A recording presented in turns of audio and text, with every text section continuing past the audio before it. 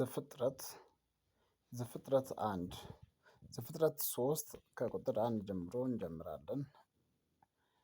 እባብም እግዚአብሔር አምላክ ከፈጠረው ከምድር አውሬ ሁሉ ይልቅ ተንኮለኛ ነበር።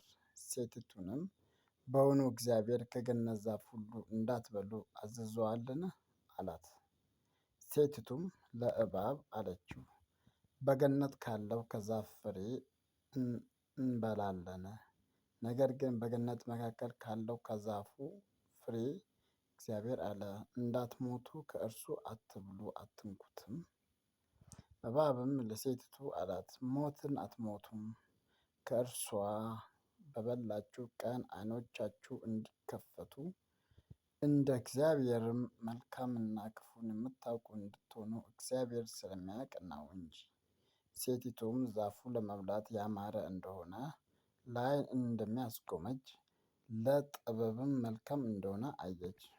ከፍሬውም ወሰደችና በላች፣ ለባልዋም ደግሞ ሰጠችው፣ እርሱም ከእርሷ ጋር በላ።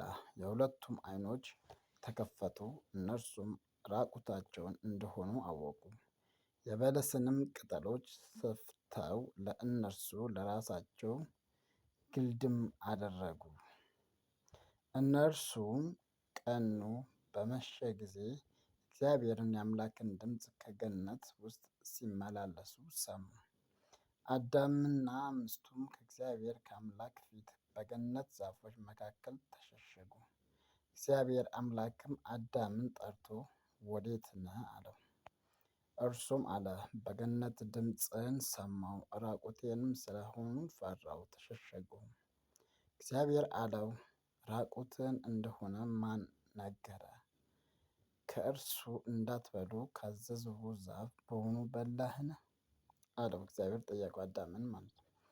12 ላይ አዳምም አለ፣ ከእኔ ጋር እንድትሆኑ የሰጠኸኝ ሴት እርሷ ከዛፉ ሰጠችኝና በላሁ። እግዚአብሔር አምላክም ሴቲቱን ይህ ያደረግሽው ምንድን ነው? አላት። ሴቲቱም አለችው፣ እባብ አሳተኝና በላሁ።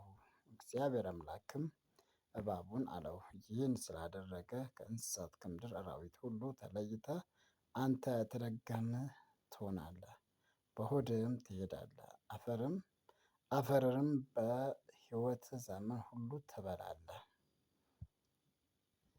በአንተና በሴቲቱ መካከል በዘርህ በዘርዋም መካከል ጠላትነት አደርጋለሁ። እርሱ ራስህን ይቀጠቅጣል፣ አንተም ሰኮናውን ትቀጠቅጣለህ። ለሴቲቱም አለ፣ በፀነስሽ ጊዜ ጭንቅሽን እጅግ አበዛለሁ፣ በጭንቅ ትወልጃለሽ፣ ፈቃድሽም ወደ ባልሽ ይሆናል፣ እርሱም ገዥሽ ይሆናል። አዳምንም አለው፣ ሚስትህን ቃል ሰምተሃልና ከእርሱ እንዳትበላ ካዘዝሁህ ዛፍ በልተሃልና ምድር ከአንተ የተነሳ የተረገመች ትሁን። በሕይወት ዘመንህ ሁሉ በድካም ከእርሷ ትበላለህ። እሾህንና አሜከላን ታበቅልብሃለች፣ የምድርንም ቡቃያ ትበላለህ። ወደ ወጣህባት መሬት እስክትመለስ ድረስ በፊትህ ወዝ እንጀራን ትበላለህ። አፈር ነህና ወደ አፈርም ትመለሳለህና። አዳምም ለሚስቱ ሔዋን ብሎ ስም አወጣ፣ የሕያዋን ሁሉ እናት ናትና። እግዚአብሔር አምላክም ለአዳም ለሚስቱ የቁርበትን ልብስ አደረገላቸው፣ አለበሳቸውም። እግዚአብሔር አምላክም አለ፣ እነሆ አዳም መልካምና ክፉን ለማወቅ ከእኛ እንደ አንዱ ሆነ። አሁንም እጁን እንዳይዘረጋ ደግሞም ከሕይወት ዛፍ ወስዶ እንዳይበላ ለዘላለም ሕያው ሆኖ እንዳይኖር። ስለዚህ እግዚአብሔር አምላክ ከዔድን ገነት አስወጣው፣ የተገኘባትን መሬት ያርስ ዘንድ።